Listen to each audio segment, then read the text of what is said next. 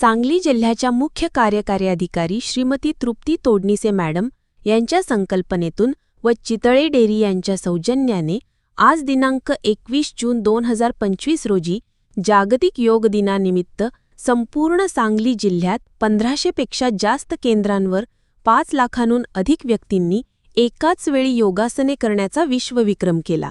पूर्णदी गावामधील योग अभ्यास केंद्रांनी देखील यामध्ये सहभाग घेतला. श्री प्रशांत हिटनळी सर यांनी योगशिक्षक म्हणून योगसेवा केली. श्री विश्वासराव पाटील यांनी केंद्राचे केंद्रप्रमुख म्हणून जबाबदारी पार पाडली.